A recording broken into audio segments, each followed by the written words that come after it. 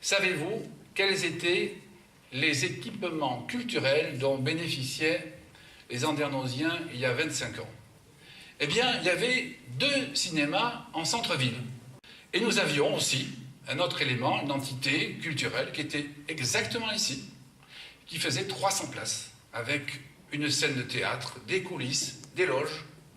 Tout ceci a été entièrement démoli.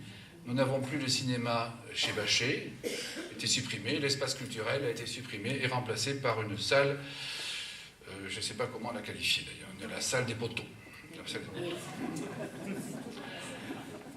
Bien.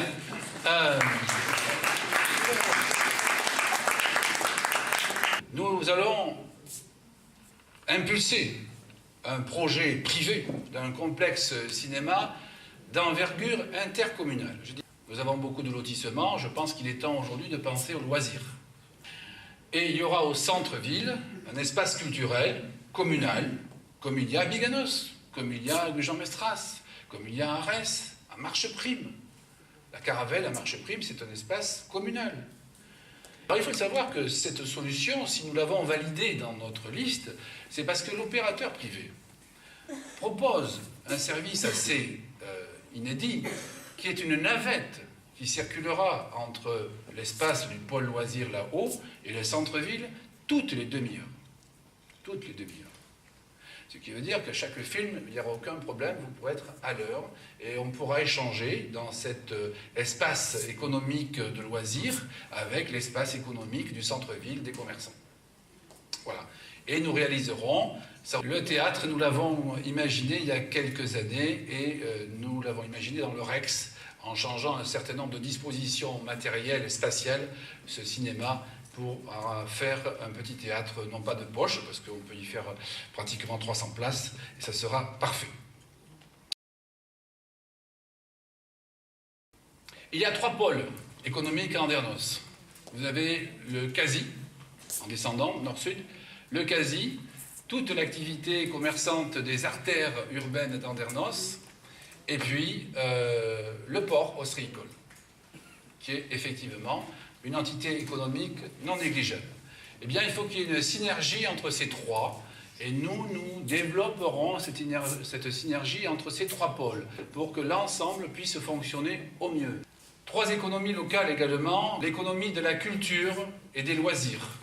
L'économie du 3e âge, certains appellent la silver economy, restons français, qui sont donc cette économie 3e âge, aide à la personne à domicile, réalisation du village des aînés que nous avons, nous, imaginé dans les prés de l'avenue Deschamps. Et ce dynamisme, bien sûr, apportera notre objectif que nous visons en premier, c'est-à-dire 100% emploi. Nous allons d'abord faire, en ce qui nous concerne, l'inventaire des lieux pour établir un plan quinquennal des travaux pour étaler l'investissement, évidemment, en fonction des finances. En ce qui me concerne, je n'ai pas l'ambition de jumeler Andernos avec Dubaï des Émirats arabes. On va rester sage et raisonnable, c'est très important.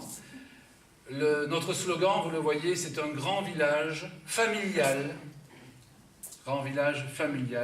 au cœur de la nature. Un grand village parce qu'on a de l'ambition.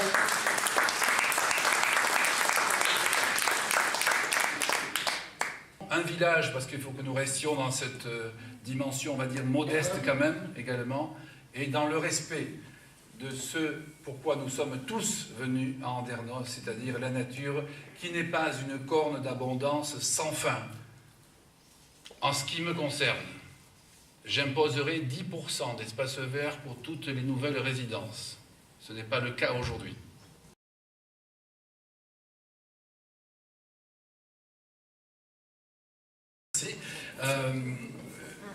Bon, je pense que quand quelque chose est copié, l'original est toujours meilleur. Donc, les Canada Dry de la poétique ne me dérangent pas, au contraire, ça nous honore. Concernant ma position pour le 2e tour, Alors, l'Union pour Andernos, c'est le titre de notre groupe, de notre liste. Ce qui veut dire que depuis le début, nous avons choisi ce titre-là parce que nous voulons bien qu'il y ait une union. Nous la voulons. Nous voulons une union. Nous voulons qu'il y ait une alliance au second tour.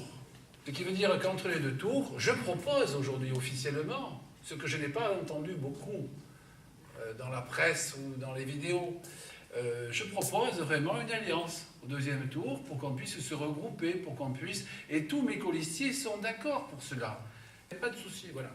Mais j'aimerais entendre la même chose hier, j'aurais aimé entendre, et également demain et après-demain. Posez la question à M. Jean-Yves Rosata. Je vous remercie. Il n'y a pas suffisamment, à mon avis, de correction de ce problème-là. Et c'est un petit peu quelque chose que l'on cache. Et ça fait des années, quand j'étais président des parents d'élèves, on le cachait comme si c'était quelque chose de mal d'en parler. Voilà. Non, c'est pas mal. Enfin, il faut en parler. Il faut trouver des solutions.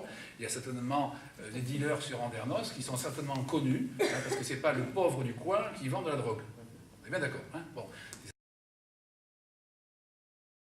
Les jeunes, il faut les rencontrer. Il faut les rencontrer et puis leur demander ce qu'ils veulent, tout simplement. Que justement, ils puissent remonter les idées et les propositions de cette génération-là. Voilà.